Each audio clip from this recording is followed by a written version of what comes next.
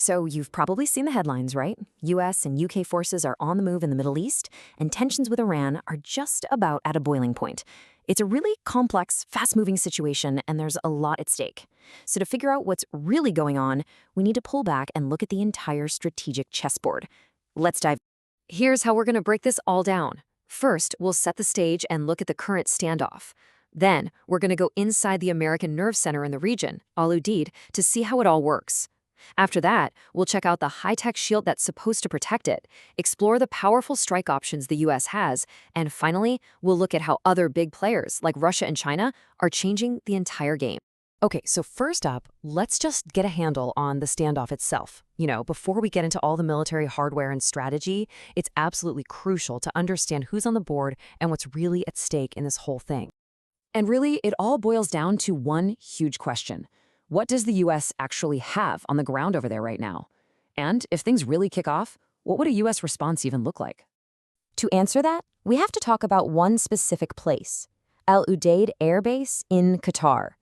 Now, this isn't just some random airstrip.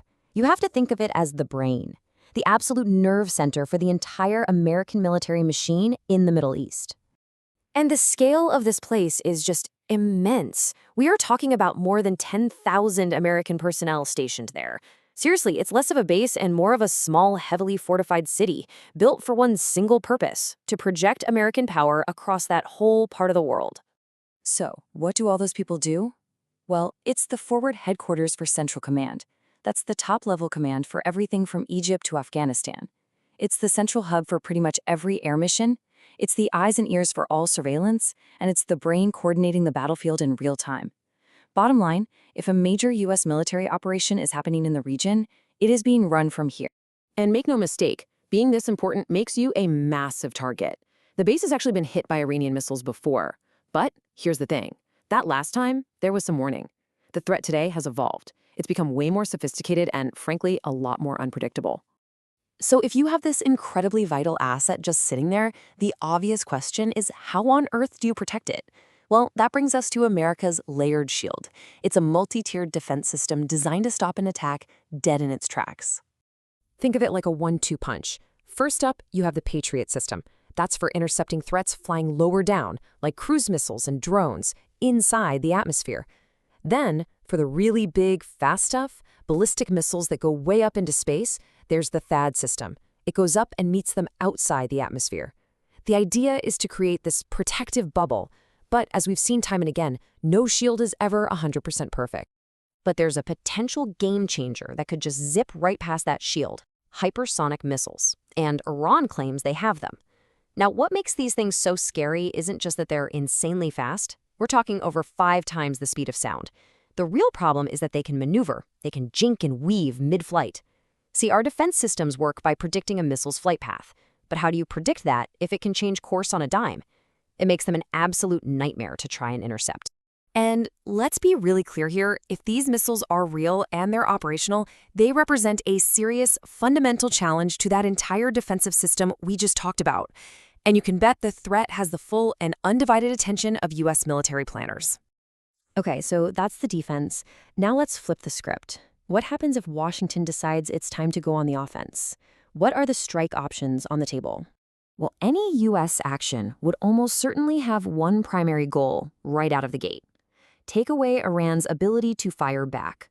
That means targeting its missile forces and, just as important, the command and control centers that tell those missiles where to go. And one of the best tools for that job is the Tomahawk cruise missile. These things can be launched from a submarine or a warship hundreds of miles away, completely out of harm's way. They fly extremely low to the ground to stay under radar, and they are designed to hit hardened targets, like underground command bunkers, with incredible precision. But missiles are only half the story. The U.S. can also bring overwhelming air power to the fight with its aircraft carriers. A ship like the USS Abraham Lincoln, it's not just a boat. It is a floating, sovereign airfield carrying an entire air force. And it doesn't sail alone. It's the heart of a carrier strike group, a whole fleet of cruisers and destroyers that bring their own defensive and offensive firepower. So, what does that mean in practice? It means a single carrier group can launch hundreds of combat missions in a very, very short period of time. It is a relentless pace of attack, a sheer volume of firepower designed to completely overwhelm an opponent. All right, now for the final piece of this puzzle. None of this is happening in a vacuum. We have to consider the great power factor, and that means looking at the influence of Russia and China. See, Iran has been busy. It's been deepening its relationships with both Russia and China. They're trying to get their hands on advanced Russian fighter jets to modernize their air force, and they're building a much stronger strategic partnership with Beijing. This means any conflict is not going to stay contained. It would have global ripple effects. And from the U.S. point of view, there's no gray area here. Any of those brand new advanced systems that Iran might get, they would immediately become priority number one on the target list. The U.S. is not going to let them become a long-term threat in the region, which, of course, just raises the stakes for everyone involved. So when you put it all together, the American position is best summed up like this. The United States has, quote, significant military capability already in place with strong defensive systems and multiple strike options ready to go, should the decision be made to act. At the end of the day, this whole situation is a powder keg. All the pieces are on the board. You've got the powerful nerve center, the high-tech defensive shield, and overwhelming offensive options, all set against these new, dangerous weapons and shifting global alliances. The capability for a massive conflict is clearly there. The only question that's left is one of intent and political will.